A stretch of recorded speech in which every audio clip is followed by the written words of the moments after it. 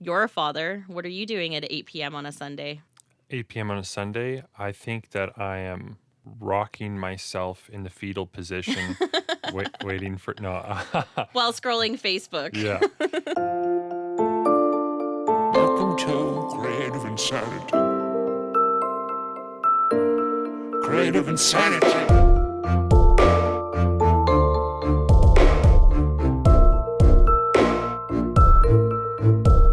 Hey guys, my name is Servant. I am a rap artist, producer, and other things from Edson, Alberta, Canada. And today I got the pleasure of speaking with Jax Delisle. Jax Delisle is a diverse creative, a media entrepreneur, and an advocate for small business. She lives in my hometown of Hinton, Alberta, as the head of her company, JD Consulting. She's also the writer of a well-known recipe blog called Cooking with Jax, and some of her recipes have gone viral. We sat down in my studio, my old studio, I've since moved it, it's been a busy month, to discuss marketing and creative work through the lens of a small town. The strengths, pitfalls, weaknesses, challenges, all that.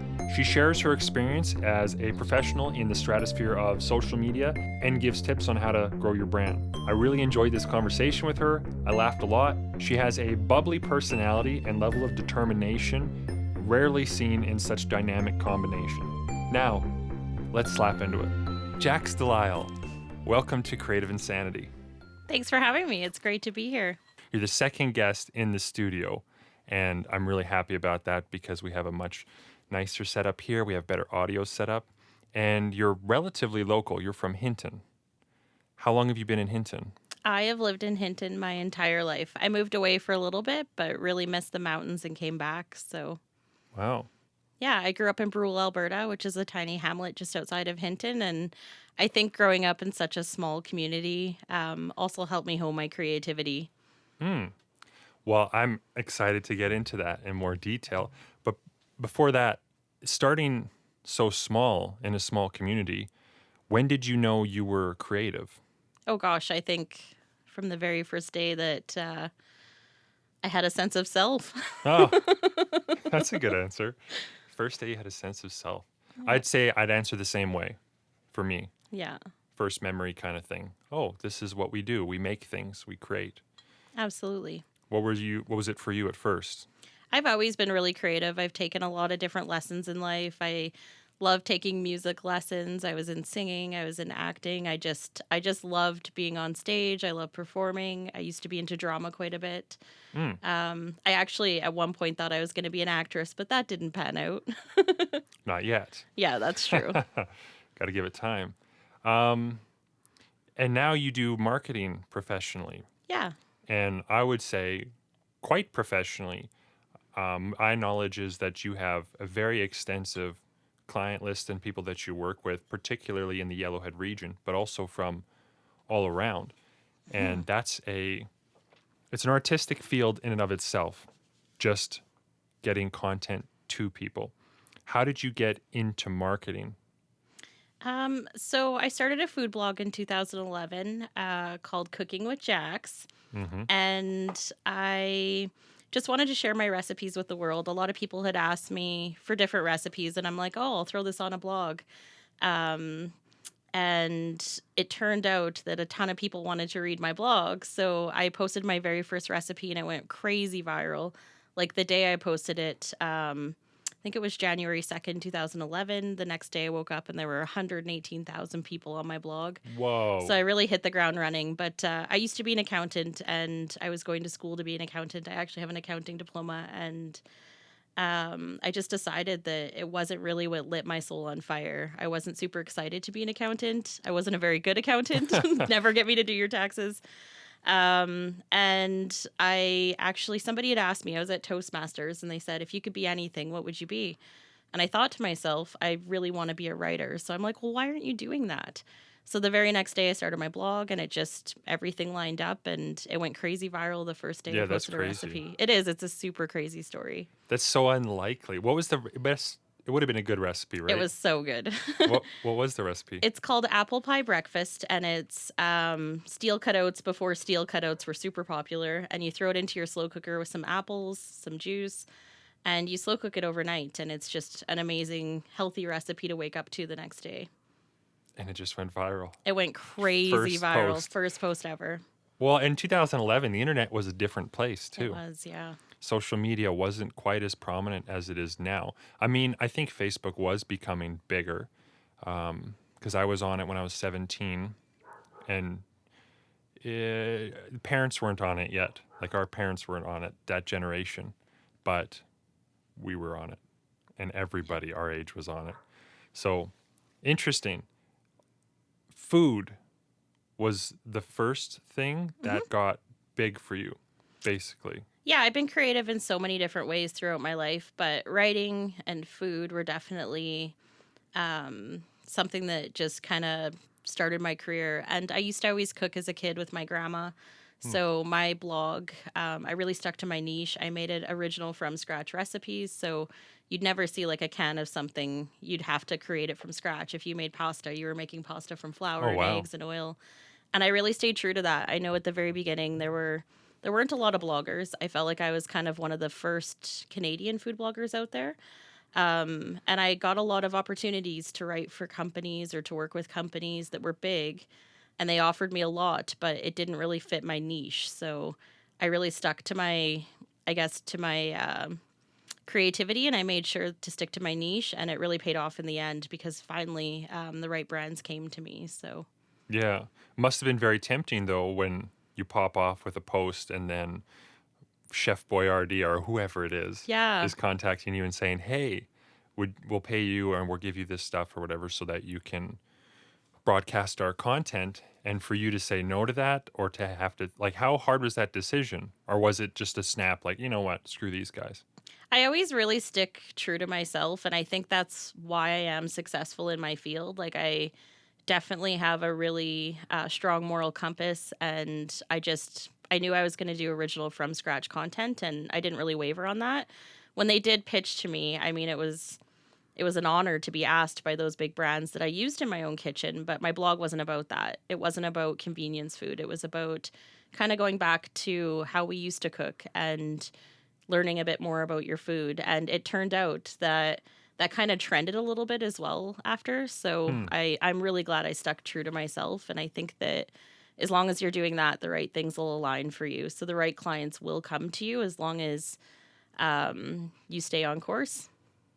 Yeah, that resonates with me quite a bit because, in my particular art form in rap, I've definitely tried really hard to be authentic, Hmm.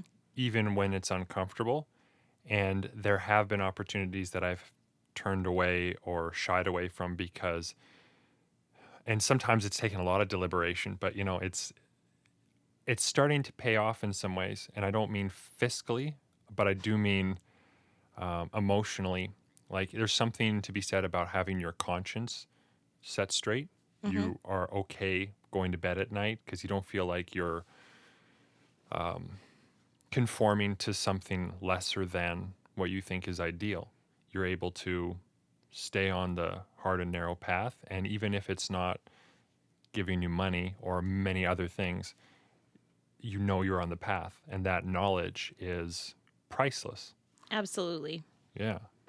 So then to go from a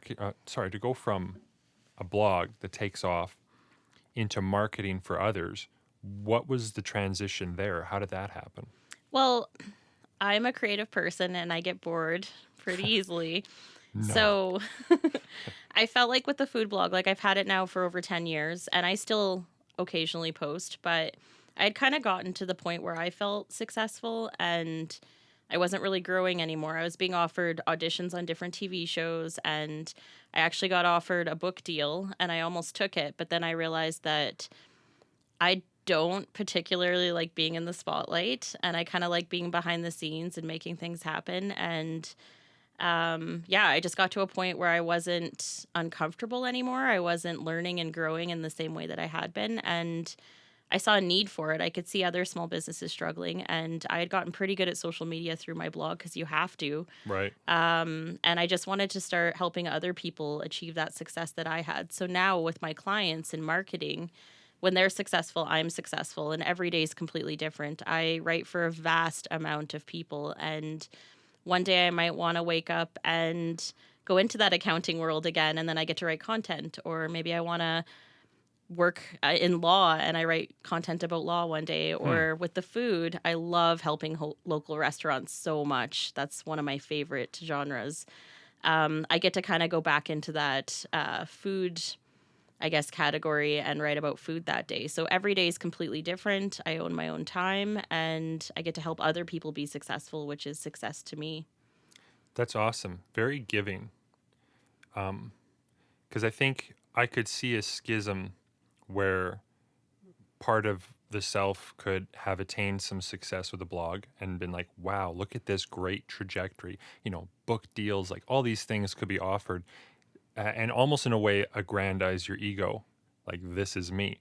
But you took a path which, not totally devoid of all that, but you were able to segue into giving and raising others' status, doing things for others that is helpful, which is more selfless. And I don't think everyone has that tendency. And I wonder if being a small town person, maybe it had nothing to do with it, but I wonder if that had anything to do with your value structure. It's not about getting ahead. What are your thoughts on that?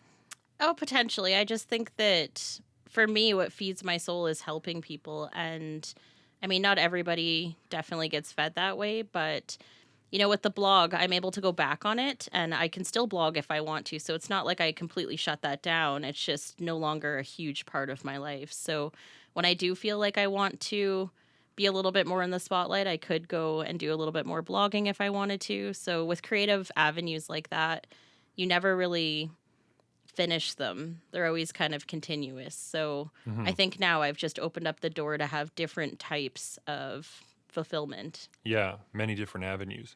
Well, what's interesting is that being a creative person, you said if I felt like being in the spotlight more, I could post content.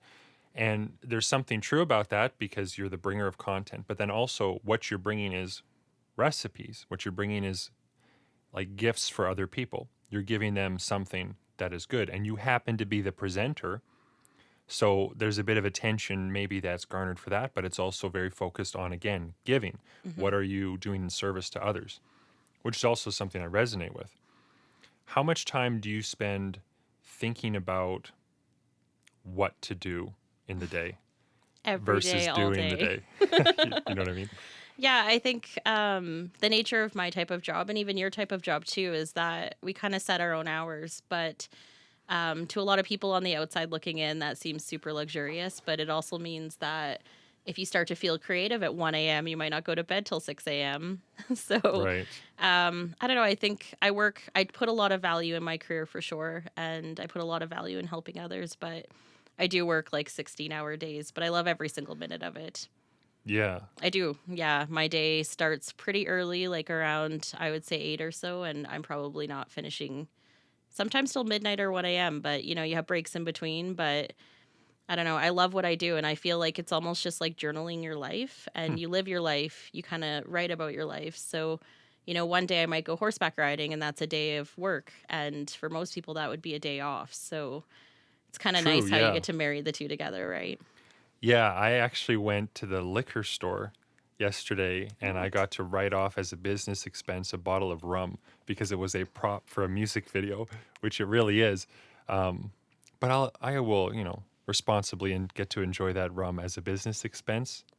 Uh, and that to me is interesting Mhm. that we have this ability to kind of mold part of normal life into work life. Yeah. And there's a lot of pros of that, obviously, but there's sometimes cons too, right? Because when are you working? When are you not working? Yeah, it's When hard is to shut downtime? off. Yeah. And sometimes I have those experiences just as a person and I feel that itch to create like, oh, I'm having this great sandwich on the beach. I should take a picture of this. Hmm. And sometimes I do, sometimes I don't. But it's really hard to reconcile sometimes. But I don't know. I really do love this career, and I think that it's really unique and neat to be able to set your own time. And again, it's kind of just journaling and writing about it and helping other people sell their services due to your experiences. So Yeah. Well, it's interesting that it's marketing, which for me, for much of my life, has been this great, terrible monster that I want nothing to do with because it seems I don't mean this offensively, but marketing for many people, their initial suppositions about it is that it's kind of greasy. It's like, oh, I'm going to trick you into spending money, basically. But I have learned and have developed, I think, a more comprehensive and complex philosophy on what the nature of marketing is. I wonder what yours might be and how you have looked past and like how do you differentiate yourself from those base suppositions? So it goes back to being true to myself and to having that really strong moral compass. And I think for myself personally, I've only ever worked with people I'm really passionate about. So I won't just accept any client. We have to have an initial meeting. We have to make sure we jive. I haven't taken on all jobs. I think that if I really truly believe in your product, it'll come through. And if I don't believe in your product, I simply can't write about it or sell it to other people. So I do 100% believe in every single client I work for. And to me, it's just telling about my experience or telling about an experience I think people will have. And I truly believe in it. I don't feel like it's greasy at all because, sure, maybe if I was working with the wrong type of clients or I was just taking clients so that I would have a paycheck at the end of the month. But for me, it's always been about that social good Hmm. and trying to only help people that I think I truly believe in. That's Do you think that that is common or rare in the marketing Mm, industry in general? I don't know. It's really interesting, even with blogging and what I do for marketing. I don't really think that there's anybody quite like me. There are a lot of marketers out there, certainly, but are they photographers? Do they do content? Do they do all the different things that I do? Maybe not. Maybe they do. I'm not sure. But Well, yeah. you're kind of well in some ways you're a big fish in a small pond, right? Because there aren't a lot of people who are pursuing what you do very seriously in this area, and you do it so effectively too. Like I think you far from have a monopoly, you know what I mean? But you're a go-to person for the area, and businesses. I'm trying to think of when I met you or how I found out about you. Long time ago. I don't know if it was through my art or through your work or what. Was it a combination of both, perhaps? Probably. I think maybe you had a show at the Old Grind. That might have Oh been yeah. the first time. And then you came on and actually adjudicated for YRAF. Oh, no, you participated I first. participated first, and And then we got you to adjudicate the yes, and following then yeah, year. that's right.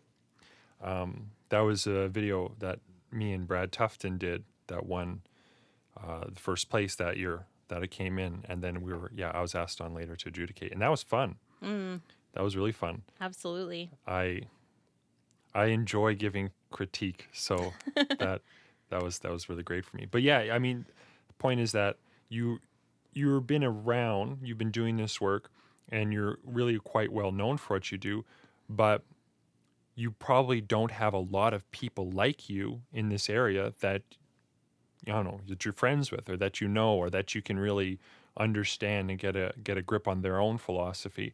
So maybe you feel a bit alone in that regard.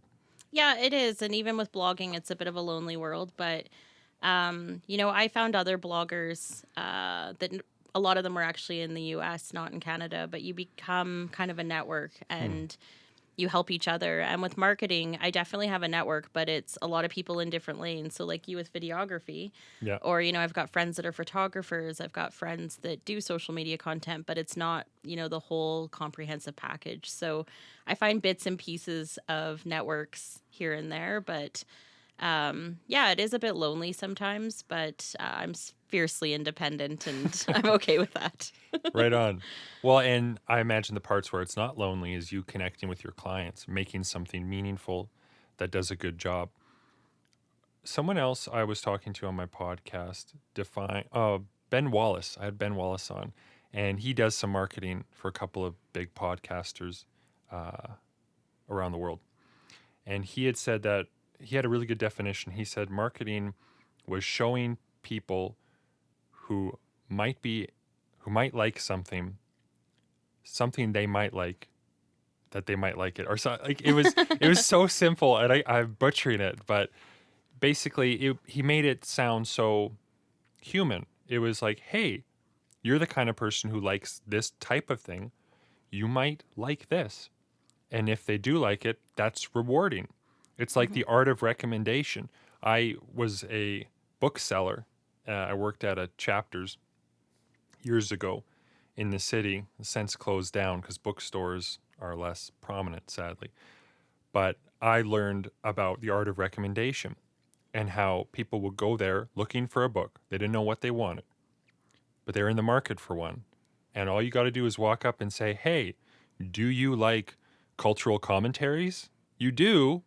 Why don't you read Theodore Dalrymple? There's a great collection of essays over here. And it was like 90% success rate.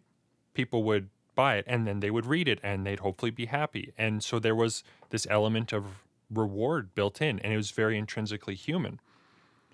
But at that time, I didn't see that marketing was in some ways intrinsically human either. But there you were recommending things that you actually read and liked. True. So it was authentic. It came from a good place. Yeah. So maybe that is the distinction, is that if you were to take on work that you didn't believe in just for the sake of the paycheck, it really not only does it, well, it's like it's worse. It's not, you can't do it a good job. All my words here. You can't do as good a job because it's less accurate. It's going to be more off base. Mm-hmm. Maybe you understand the people and you think you'll know what they like, but you don't have that affinity for it personally. So you're guessing whether or not a person can have affinity for it. Yeah, that makes sense. Right. Absolutely. Oh, that was one of my moments. I edit these podcasts very little now. I try to keep them super, super organic. But in the early days, there was a few where I would edit out like little diatribes and stuff that I would say. So now I'm just a little self-conscious when I talk. But You're doing great, Spencer. thanks. I much appreciate it. What are some interesting things that you've learned being a marketer for small business in particularly? Oh, I think every day is a learning process. I mean, you ask me that tomorrow, I'll have a completely different answer. But yeah, I've learned a lot as I've gone, and every day it's just a new experience. So I can't really answer that in the way that I think you're expecting. But Right. What have you learned about, let's say, client relationships, getting and establishing work? Because some of what the podcast is about too is about the actual craft itself and not just the psychology of it. So like, what are some tips and tricks maybe being a marketer or working for businesses that you've learned to really facilitate that process and make it good for both parties? I think you just really have to show up and show them that you're really wanting to, that you're passionate about what they do and that you're really wanting to help them showcase that as well. So, yeah, it just all goes back to that passion. And I think that for me personally, I've always had a really good relationship with people.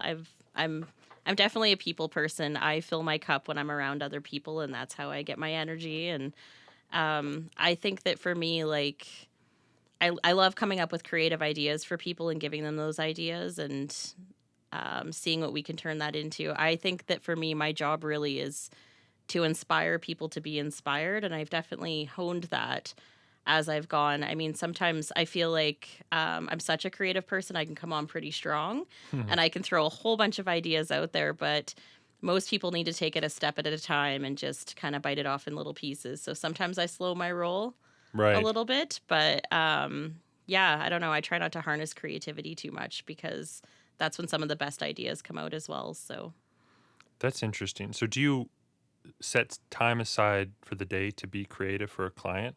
Like, or is it that you wait for inspiration to come? Like, oh, I feel as if I might write something about this restaurant or something.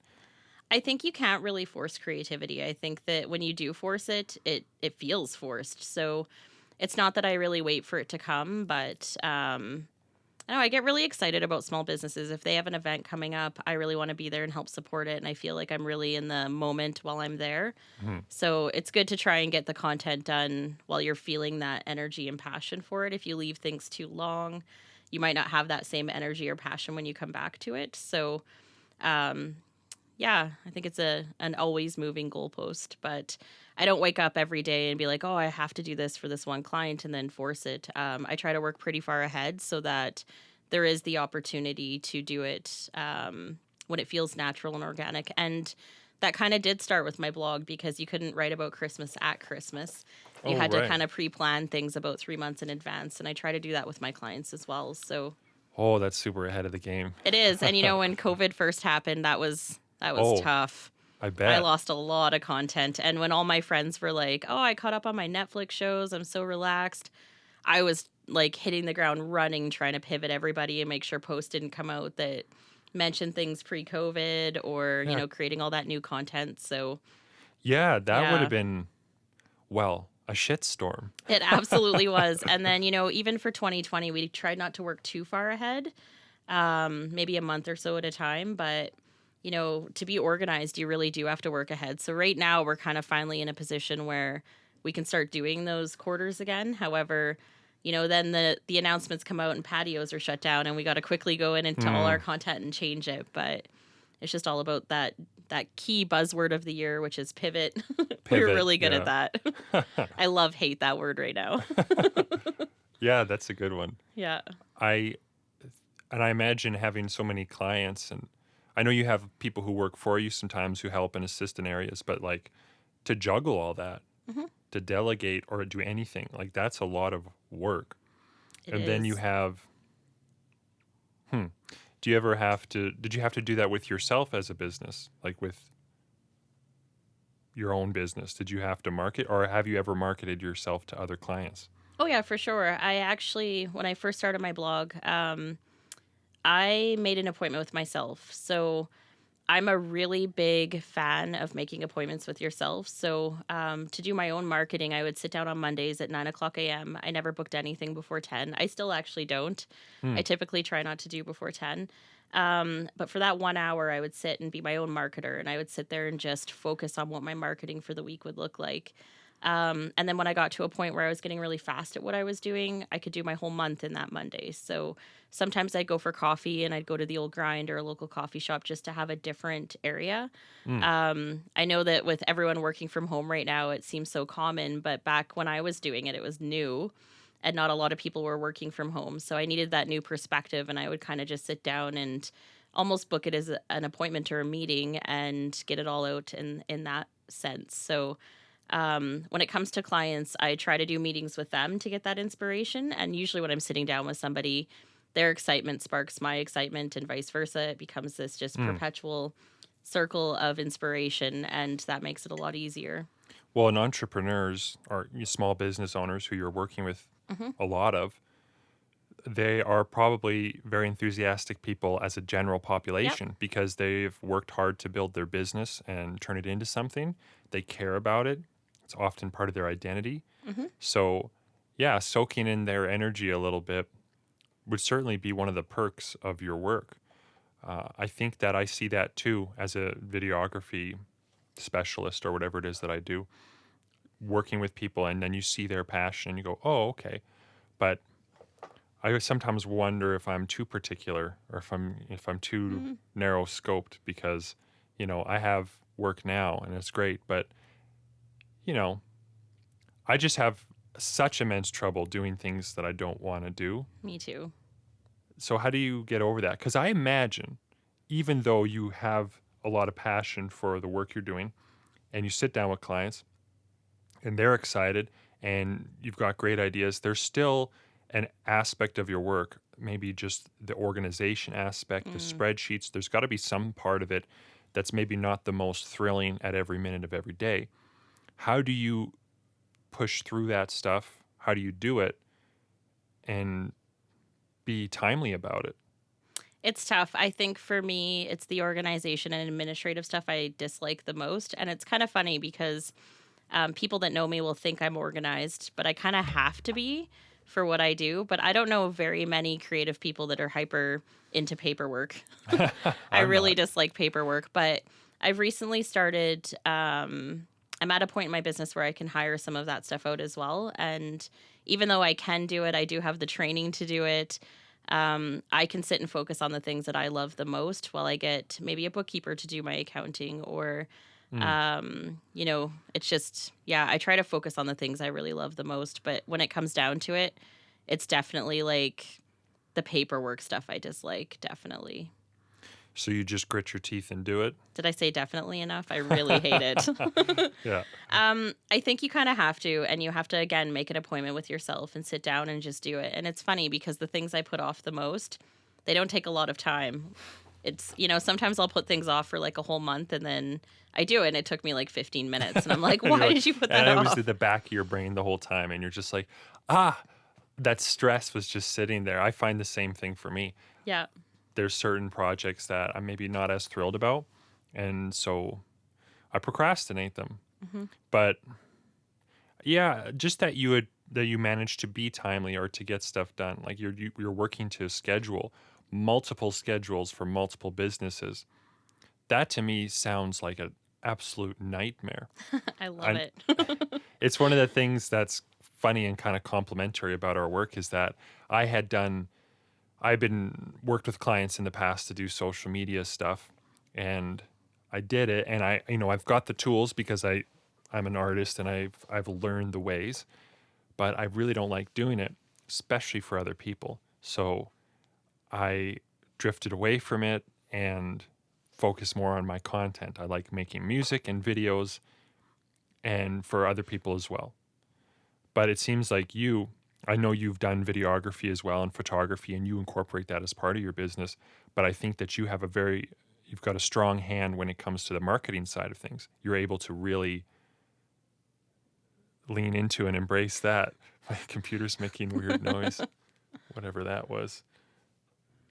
Yeah, you have a real strong suit for the marketing and the ability, like you enjoy it. Somehow you enjoy Somehow. making content for other people, writing for them. I guess I just don't understand. Isn't it good though that we're not all in love with the same parts of our career? We'd always constantly, be competing, right? So it's good Right, that yeah. other people have different interests. For me, I really love photography. I love product photography. I much so prefer to take pictures of sandwiches than I do people.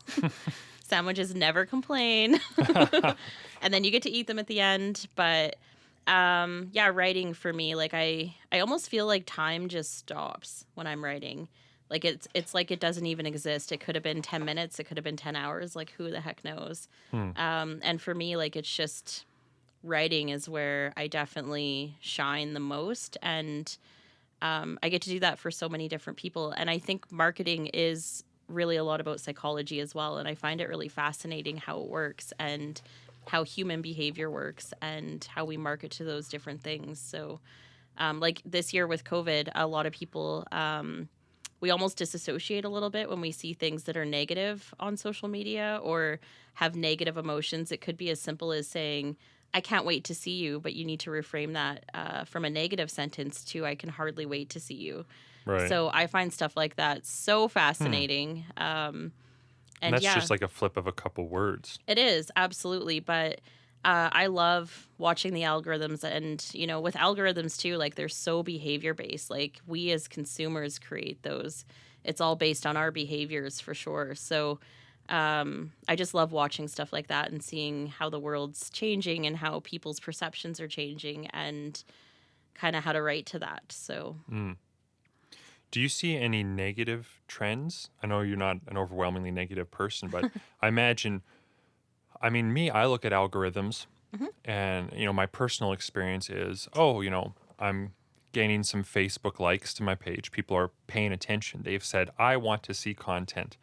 And then I publish pieces of content, and I've seen over, the last few years, a great decrease in the algorithmic power behind, like I'll post something and it might reach a handful, like not even 10%, reach the 10% of the page of the people who said they'd like to see the content. And so it's disheartening. And it's like, man, I worked really hard to make content so that people would be inspired enough to say, I like this page and I want to see more from this page. And now you can feel vanguarded so that you're not able to fully express yourself to these people. And absolutely. I know that interpersonally, like that's troublesome for me. And I've grown very disenchanted with the algorithm because of it. And I've had to disassociate where I'm not thinking about algorithms so much. I'm just more about authenticity. Just this is content I'm happy with and proud of. If it does well, great. If it doesn't do well, who cares? I'm moving on to the next thing. But that's a bit of a tough stance and a bit of a ramble too. But I want to know, like, what negative trends have you seen, or what things have been negatively affecting people, and what do you do to combat that? I think that's a really good question. And there was a movie that came out recently. Can't remember the name of it, but it had a lot to do with the mental health around social media. And a lot Oh, of yeah, on people, Netflix, yeah, a lot of people ask me, like, oh, I'm so worried about you. Like, how do you feel about that? And I haven't watched it. I The don't Social think. Network, Oh, maybe, yeah. I think. And I don't think that I ever will watch it. But a lot of people were quite concerned with my mental health when that came out. I think that social media can be a bit of a dopamine game, and we feel like we need to be validated by likes or shares or comments. But I also feel like I'm not a competitive person with other people, but I'm very competitive within myself. And if something didn't do well, I just try to be better, and I try to figure out a way that'll make it better. So, the a lot of people ask me the secret to making a really good social media post, but it's just being relatable, it's being authentic, and there is no secret sauce. It's essentially just having really good content. So when something didn't do well, I always look back and see what I could have changed to make it a little bit better. Or sometimes it is as simple as, I know this is going to kind of contradict myself here, but it can be as simple as timing. And maybe you didn't time it for a great part of the day, but it all goes back into psychological aspects as well. With my food blog, I would post recipes just before lunch or just before dinner. I wouldn't post them at 2 p.m. because just before lunch or dinner, you're hungry. You have that hunger for those photos or for those recipes, and you think about them, you're going to respond to them better. If it's 2 p.m. or even like maybe 7 p.m., you might have just finished dinner and you're full and you don't want to think about food ever again, or until the next day at least. Yeah. So it's a lot of psychology as well. And you have to consider your audience. Like, what are they doing? And where are they doing that? And are you posting at the right times? So for me, as a food blogger, like those times were really good to post. Or another really sweet spot was around 8 p.m. at night on Sundays. You're a father. What are you doing at 8 p.m. on a Sunday? 8 p.m. on a Sunday, I think that I am rocking myself in the fetal position, waiting for, no. While scrolling Facebook. Yeah. 8 p.m. on a Sunday, typically, either I'm helping put the kids to bed, organize them, or if my wife is doing that because I have a project or something and she's being nice to me, then I'm in here and I'm working to get stuff done. But in general, it's not heavy time. It's not like, oh, this is the time that I must accomplish these things. Yeah, it was more so that the kids are in bed. You have a Yeah. moment to yourself. You're kind of planning your week out. You just sit and scroll Facebook to kind of empty your thoughts and kind of reset for the day. So that was a really sweet spot for me. And right now we're seeing Saturdays at 8 trending, which I think are going to stop soon with summer. Saturdays used to be the worst day to post because most people were outside, they were exploring, they were hanging Yeah. out with friends, going to parties. Now we're seeing a surge during those times because people are looking to replace that. So they're not going out, they're not having the party, so they're trying to find that socialization online. So, timing does matter, but realistically, just having really good, authentic content is your best thing. I have this Big Mac recipe, and it's a homemade Big Mac, and the picture is atrocious. I think you can see my keys in the background on the table. It's maybe taken with an iPod Touch. There's nothing good about the photo, and I will post it and it will go viral every single time. No matter what time of day I post it, it just really relates to people. People want to see that homemade Big Mac. So that's a fun experiment too, because it's relatable, it's achievable, it's attainable to people, but timing never matters because people always want to click that and they'll share it and it'll just cycle. Yeah. There are times for sure where I've posted something at a bad time and maybe it's had a slower start, but it has done very well. And I think it's because maybe the content was really good and people want to share it and they want to comment.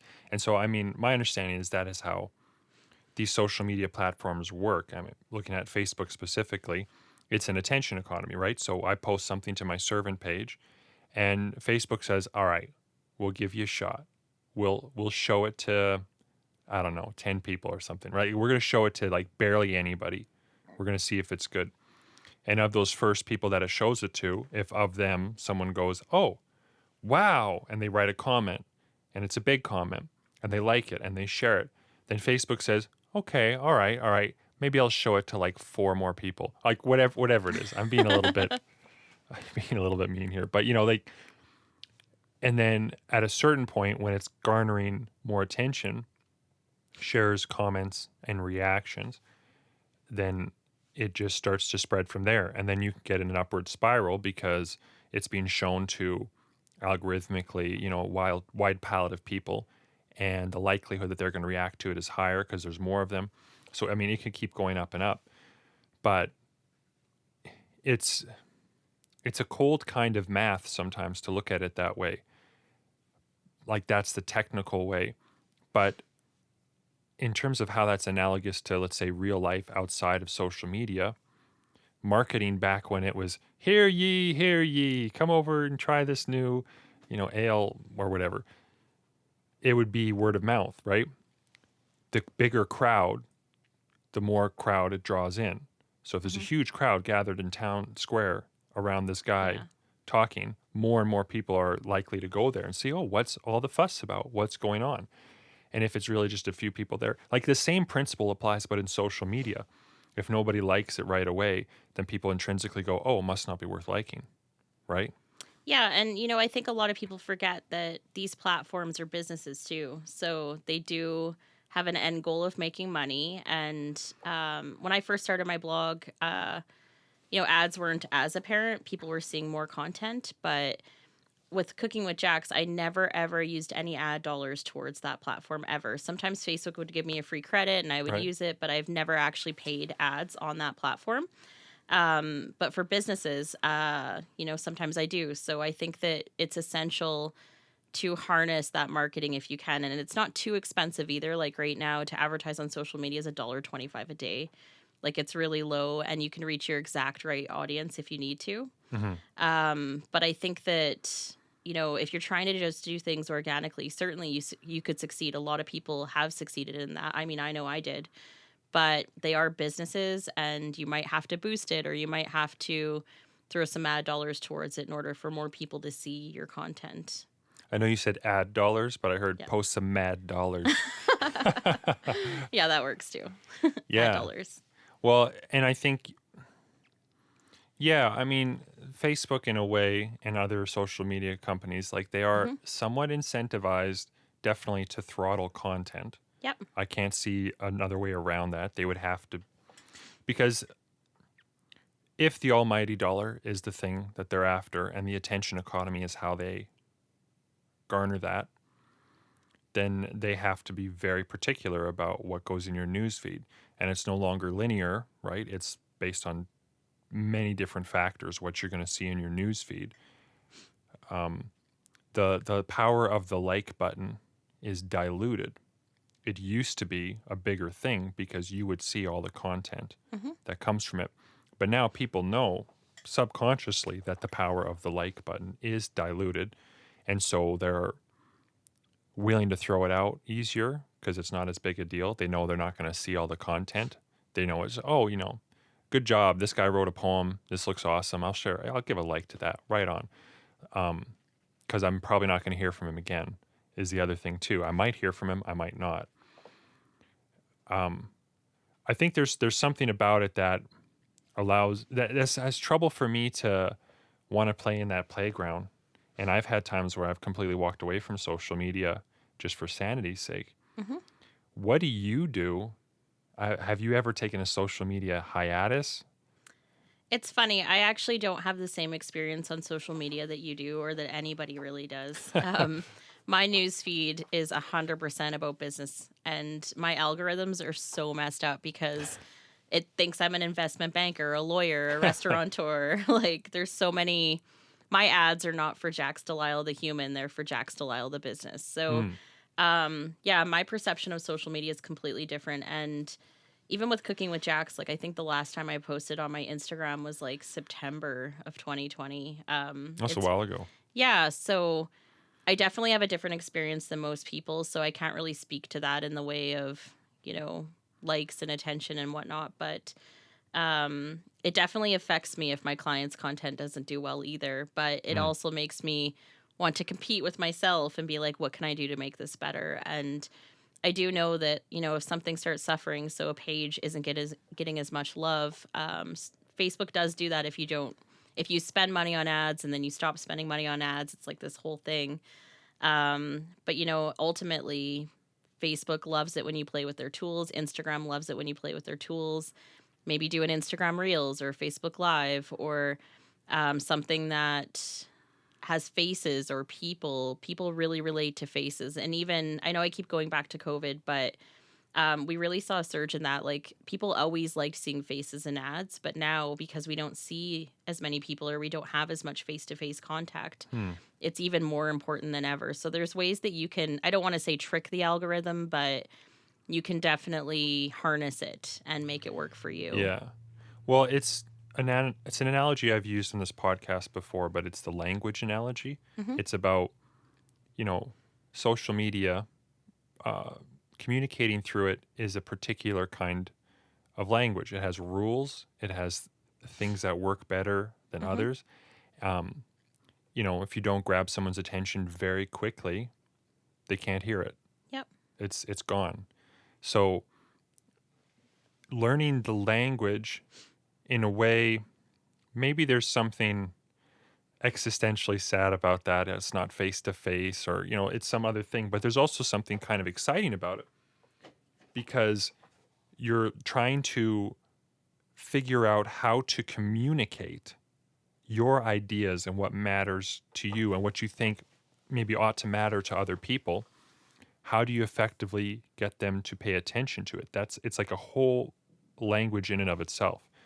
And some people are better than others at it, but it's probably a skill too. You are likely quite good at that language based on the nature of your work. And I find that you're still tweaking, like you said, if something doesn't do well, you're wondering, how can I change things? What can I do? I guess, does that analogy have any sway with you? Yeah, I think, sorry, I got distracted. You're going to have to edit this. We'll see with what happened. My stomach was growling and it echoed into the mic and then I couldn't hear anything. So you're going to have to repeat your analogy. Oh, no, that's okay. Or just edit this out and no one will ever see it. We'll see. Spencer. It might not have been your stomach. It could have been mine. It was funny, though. Just echoed back at me. Like, Sorry, guys. I'm really hungry. Yeah. Well, anyway, I guess the point is that I see it as a form of language. Yes. And you can hate on that language or you can embrace it. And maybe you could use it for good or you could use it for evil, right? Because Yes.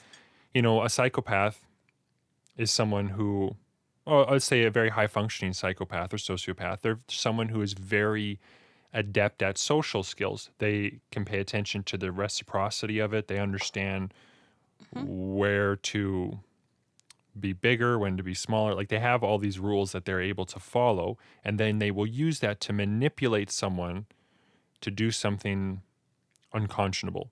So that's like what a psychopath may do, or a well-versed and highly socialized one.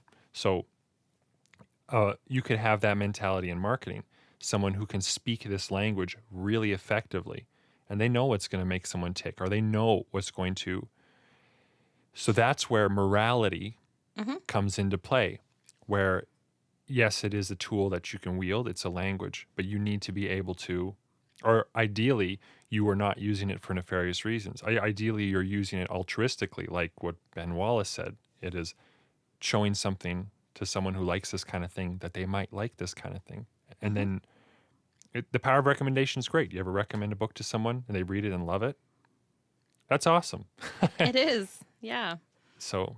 Yeah. And I think even with social media, again, it's just about being relatable and just again, like making sure that I only work with the people that I really feel passionate and inspired by. So you're never forcing that narrative, you're never forcing that situation. And it comes across so much in what I do. And I think that yeah, I work with so many different people that one day I might have a post that doesn't do so well. One day I've got a post that does really well.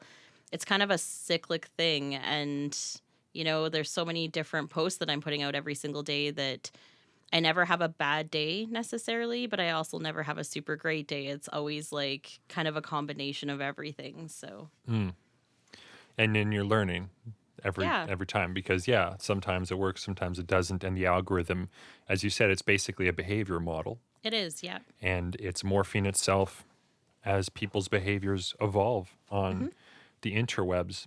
Which has been so interesting to watch this past year. Like, Yeah, just the way psychology works. But it is, marketing and psychology really go hand in hand. And I find it all so interesting.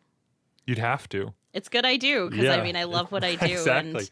And I really do believe too that anybody can do anything that they want. And you can honestly, like, if you have a creative mind, harness that, make it your career. If I could at one point in my life bake cookies, take pictures of those cookies, then eat those cookies and still get paid, you can literally do anything that you want to. So Yeah, I never thought of it that way. That's a hell of a career. it is. And I mean, you can honestly just do whatever. And if you become really good at something, there's going to be people that want to learn that skill from you or want to get that service from you. So no matter what your hobby is, turn it into a career. You might not make a ton of money right off the bat, but you will eventually. Yeah, I feel like adding my own perspective on that Yeah, advice a little absolutely. bit, and I don't know if it changes anything that you said, but I know that it's also very, very, very difficult to make a living from any hobby or craft or creative endeavor in general. It's astronomically very tough in a competitive sense. And so while I would say, I'm going to sound like a negative Nancy here, but while I would say that it's really important to pursue your passions, I think that the heart of it should certainly be for the joy or for what it's adding to your life on a psychological, spiritual, relational, emotional level. That stuff should be the primary. Because if you are making art for money, you're doing it wrong. And ultimately, you're going to be chasing something that's not giving you fulfillment.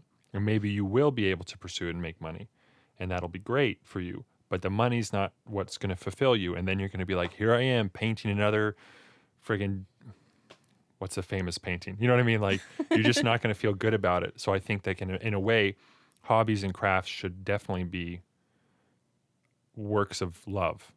I think that kind of comes into commission pieces. And I was just talking to an artist about this the other day, but if you're doing it for the love of it and then you sell it afterwards, it's a lot different than when somebody asks you to create it for money. Yeah. I've talked to artists as well, and the commission thing is interesting because It's awful. sometimes they're like, "Ah, I don't want to do this, but I don't want to paint this cat photo for you, but it's what's paying the bills. Paying the Hey, I bills. liked that. Yeah. Yeah. So it's what's paying the bills. But then sometimes clients also are like, hey, I was hoping that you could do a piece in your style about my family. And then that artist can go, you know what, this is an engaging subject and I can attack it in my own way. And I'm getting paid to do what I love. They're able to. So Mhm. the commission piece sometimes has two sides of the coin. I think that's what really grows us as well as artists is, doing the things that are uncomfortable or that don't feel as easy or don't come as easy because next time it might. But when it comes to art or any type of hobby, I disagree with you. I think you can easily make money off any hobby that you do, but I don't think it's an overnight thing. I mean, my story with Cooking with Jax is totally unique and not normal. And Right. even now, if I started my blog today, it would not go viral based on, how There's many fish in the sea there wider are. market, yeah. But I think that if you stick with it, you definitely have the ability to make it go somewhere because there's people who do all kinds of random things out there. And I've even looked at it as a consumer. And yeah, there's literally no hobby that you could have that you couldn't make a career out of it. But you have to make that, you have to want that to be your career. Not everybody is an entrepreneur, and not everybody likes working for Right. themselves, and that's okay. Well, there's certainly a caveat in there is you have to work. Yes. And that's certainly true. And I mean, I don't make my primary income whatsoever from my rap music, for instance. This is investment property for me. You will one day, though. Maybe. Absolutely. Maybe. No, you will. I could hope so. But Mark my words, when you're famous one day, we'll look back on this podcast. It'll go Right. viral. well, regardless, I treat it like a full-time job. Mhm. I work very, very hard at it. And I know that I have experience with, tons of different creative people. And some people are on the level. They're like, yeah, I get it. I'm hustling too. Like it's a lot of work. And then some people too look at what I do and the amount of time and effort and skill that goes into it. And they're creative and they are completely flabbergasted. They're completely astonished. They don't know. It's not part of their life's vision. They can't look at the sheer number of hours I put into something and go, yeah, I want to do that. Mhm. They don't want that. And I don't want to make them want that either. So I think that to make money from, making a little bit of side money, I think is certainly more achievable than people would imagine if they just devote some time and effort into it. But yeah, to be at the point where you're making a living, it's certainly, if you certainly requires the work, and you are guaranteed most of the time it's going to be like an internship at first, where you are front heavy with your work, and then eventually some fruit can come out of it. Maybe the nature of that depends on discipline, but ultimately, like, who's going to hire you as an artist until you can show that you're an artist? So some of it Yeah. is very often, you're doing your own passion projects, and then people go, oh, I'd love to hire you for this. That's what happened for videography for me.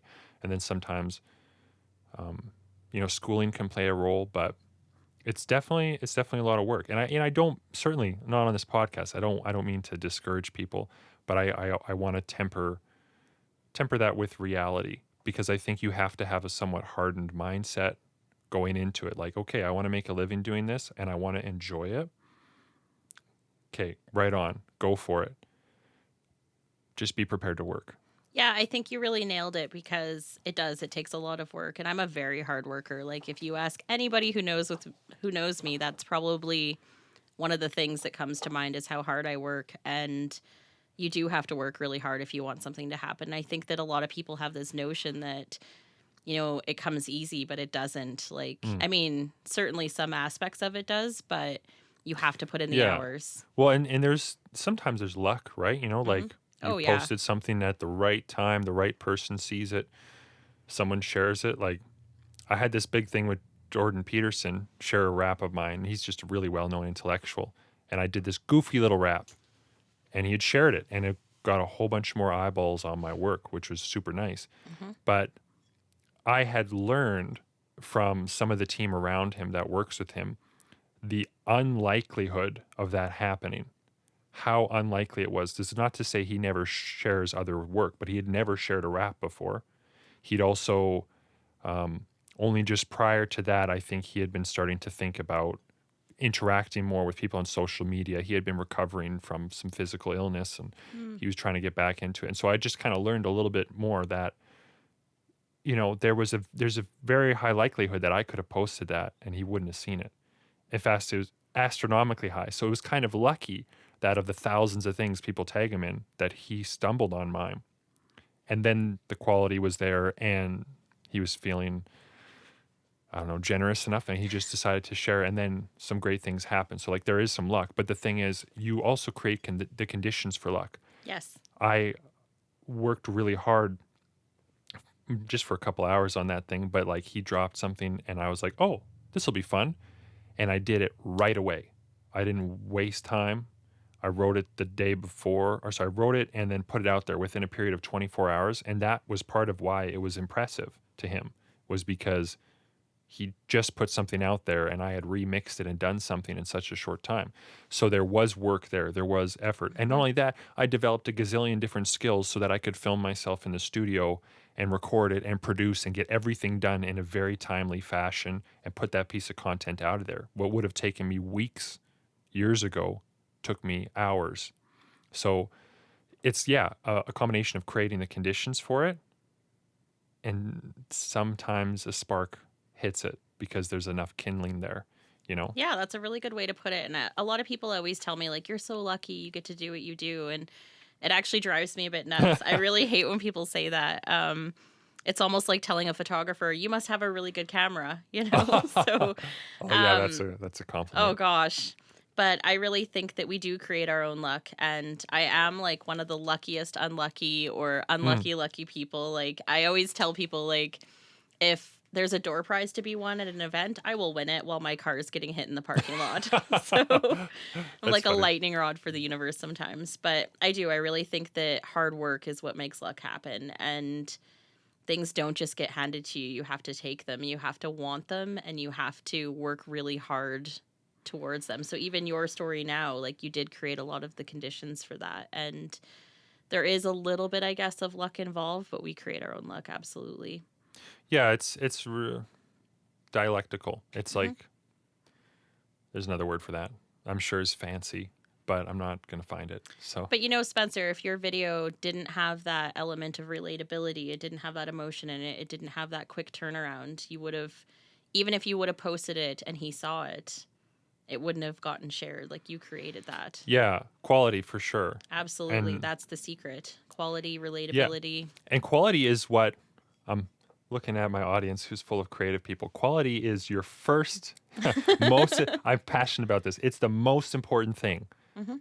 That's what's in your control is quality. So so much isn't in your control, right?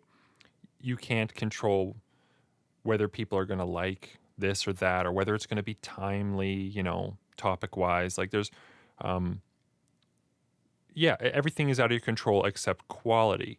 And art is a mysterious, well, it's called an art. It's not a science, right? Like there's something fluffy about it where you're crafting things in the air that nobody can see in a way. Hmm. And so you're trying to it's a form of communication. So if you get really good at your craft, that's the foremost important element because that video might not be seen by anybody, but if it is, you better hope that it's worthwhile. Hmm. Because if it's worthwhile, then people will go, oh, I like this. I want to share this. Or this is something that people want to give to others. And you're not going to get that if you half ass your content. So Hmm. you should, I think, like joy should be integral to your process. You should be enjoying what you're doing, but that effort in developing your skill, your craft, you want to be a rapper, get good at rap. Yes. Study rhyme schemes. Learn how to make your own beats if you can't afford someone to do it for you. Hmm. Like figure out what skills are in place so that you can actually do what you want to do and have it be of a good quality. And that's the thing that's going to open up doors because you can market the heck out of something, but if it doesn't resonate, if there's no intrinsic value to it, it'll be a dud. Hmm. And then you'll be kicking yourself for thinking, oh, I just need to market differently. I just need to show it to the right people. And at a certain level, sometimes that's true, but very often it's you need to work harder to get better at your craft.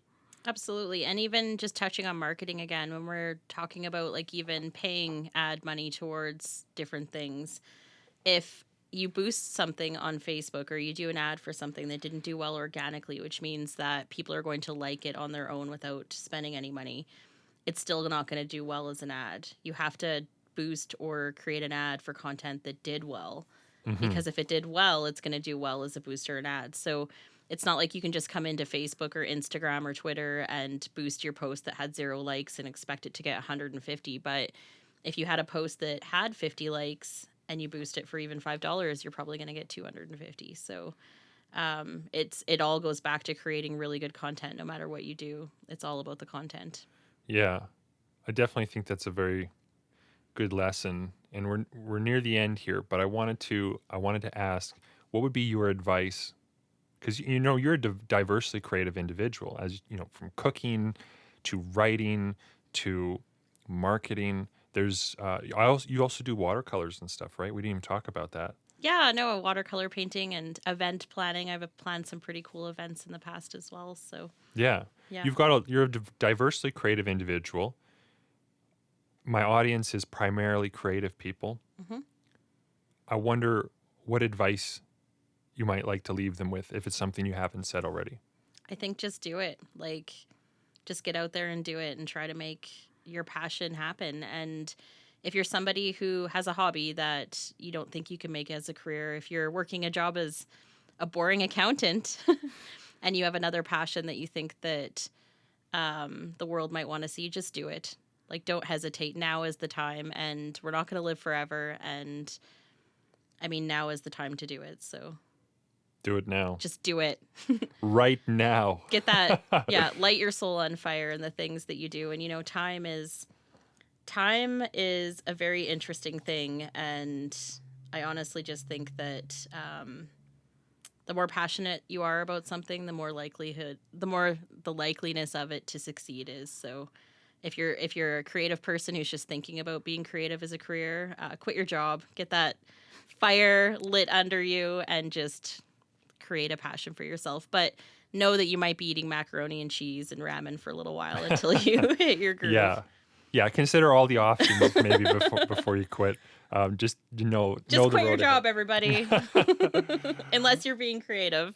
Or you have kids. I don't Yeah. know. There's a few extenuating circumstances, Yeah, but and it's there not is for that everybody. leap. There is that leap very often that people have to take if you remove the net. Mm-hmm. If you can, in some ways, afford to remove the net, that will 100% create a kind of desperation and ingenuity on your part to make it happen. Certainly to help make it happen. I think the things that scare us the most are the most rewarding. So if something doesn't scare me, it probably isn't worth doing. So do the things that scare you. Absolutely. And I think we'll end with that. Thank you, Jax, for coming on my podcast. It's been a real pleasure. Thanks for having me. Thank you for listening to today's podcast. If you found any of this valuable, please consider subscribing, recommending this to a friend, or leaving a positive review on iTunes, Spotify, or wherever you happen to be listening. If you watch this on my Servant YouTube channel or Facebook page, please leave a comment and share. I love to hear from my listeners and learn from them. Learn more about me at www.servant.com. That's SRVENT.com. Thank you again for your time. Now go be creative and sane.